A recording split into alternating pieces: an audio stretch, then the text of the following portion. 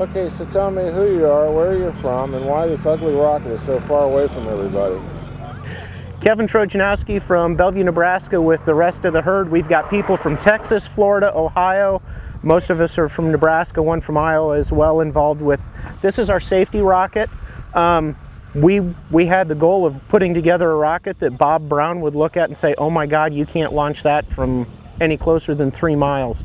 We compromised on about a half a mile. But he did say we are not allowed to leave it in his dumpster. It's too ugly. All right, so what do you got in it? It's a 16-inch rocket, 22 feet tall, approximately 400 pounds on the pad, P5600-ish in the middle, and 3 L803s in the strap-on boosters. We are recycling 3 of the boosters from the Delta III. So we'll dump the 3 boosters as soon as they burn out. They'll come down on their own parachutes. The rest of it will go, we're guesstimating about 12,000 feet, and then it comes down in 3 more pieces because you can't have enough fun chasing rockets in Kansas. So each one's going to have its own chute and it's all going to come out at apogee? Yep, everything at apogee, and we have 6 trackers. Each part has a tracker. Each person gets assigned a piece to chase. So who's some of the names, you know, like the important people that want to take credit for this project? I know Pat's involved. Pat Gordzlik made the motors. Jim Ballard has helped out with that as well. Nate Warner, Mark Smith. The 2 electronics guys are Doug Berman and Greg Rothman. Who am I forgetting? Al Bychek from Florida. Art Upton. He's responsible for about, I think, 4 of the 6 cameras that are on the rocket. Matt Jones and John McAtee. Okay, pretty diverse crowd. Yep. And you got along with all of them? Well as we get along with most people. We have to, if you were actually filming a build, you'd probably have to censor most of it. Okay. Well, I understand that there's some congratulations in order for you, that you actually got your level 3. Yep. Took 9 years in the making, 5 attempts. First attempt was LDRS 1. Finally worked at LDRS 30. I told Deb, maybe I just need to quit now.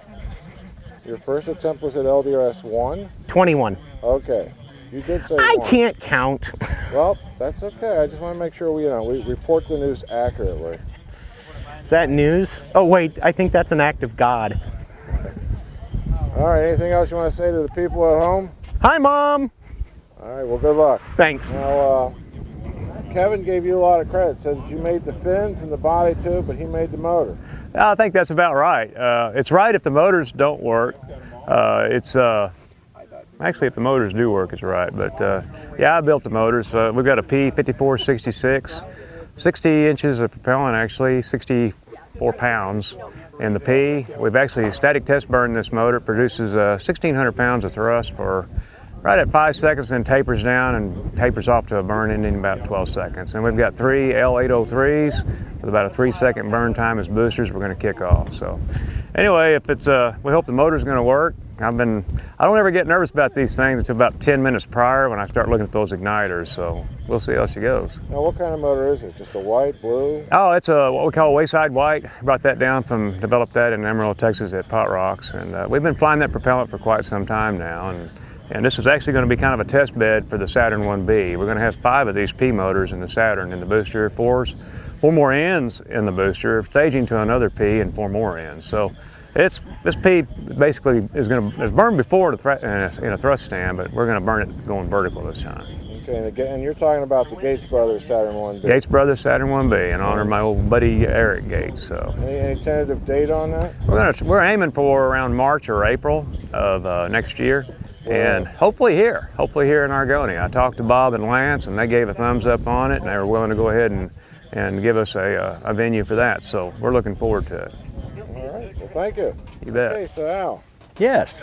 You actually volunteered for this project. Yeah. Volunteer,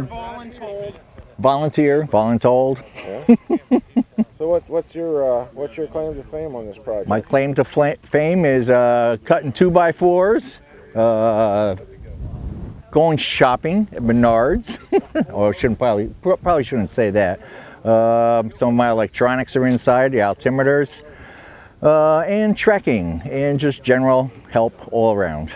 Just a nice guy, huh? That's me. Did you bring oranges for everybody from Florida? Yes, I did, but they seem to be missing for some reason. I think they all ate them.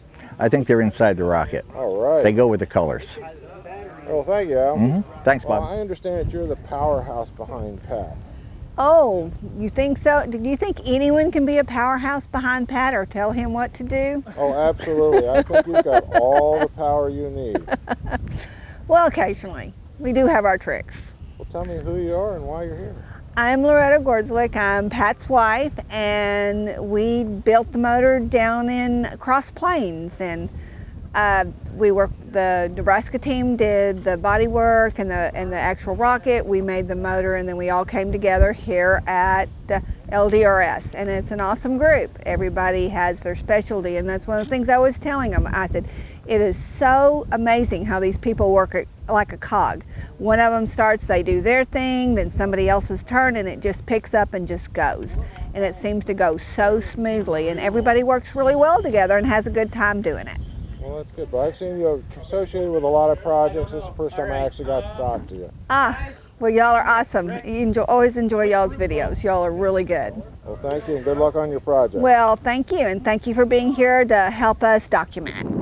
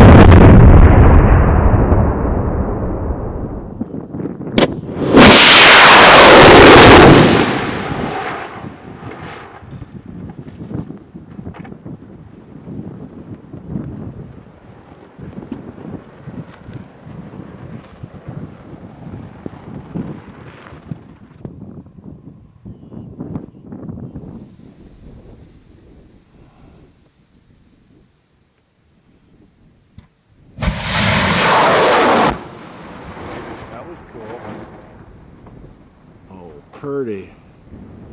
Pretty. The fire crew out here. Shit, that was sweet.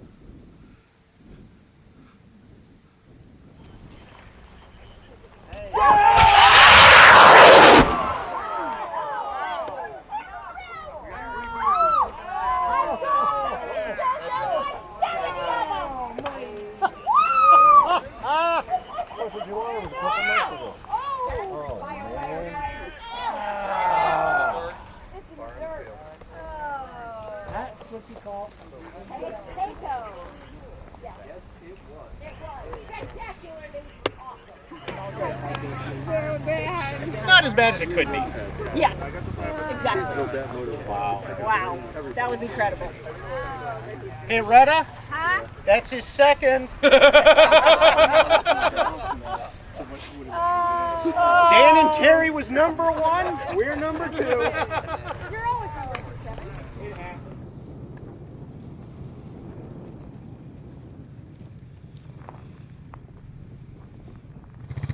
Dang it. Did you find the beer can I left in there? Holy shit, Pat. Well, that's, Well, you could make a 1-grain motor out of that now. you know, when I let one go, I let one go. That's nice. You're going to sell that as rocket artwork? This is boom art. Boom Yeah, art. This is boom art. Boom art. This is a motor maker's worst nightmare right here. Yeah. I'm living it in the daytime. Oh my God. Right. It happens, Pat. Well, I don't know. You know, we put it on the thrust stand. It worked great. I didn't see any anomalies in the other propellant batch we put together. At this point, I'm just confused. We obviously had a really severe overpressurization towards the bulkhead, so I don't know unless we had a batch of propellant that didn't adhere to the casting sleeve walls. I'm in the dark right now. Well, I think I have an answer for you. Yeah? I think the rock was so ugly it wanted to get out of there. You may have a point. And that'll be my story, and I'll stick to that. Well, we don't need the spanner wrench for that end anymore. No, but we need it for that end. We will still need it for this end. Yeah. And you're going to need a new nozzle. So I told him, I said, you know, oh, the motor works good. There's something I need there. But as soon as the rocket left the rail, we're supposed to go ahead and pull apart that strip bar. Oh yeah. So I'm glad that didn't happen. Oh, then what is going to happen?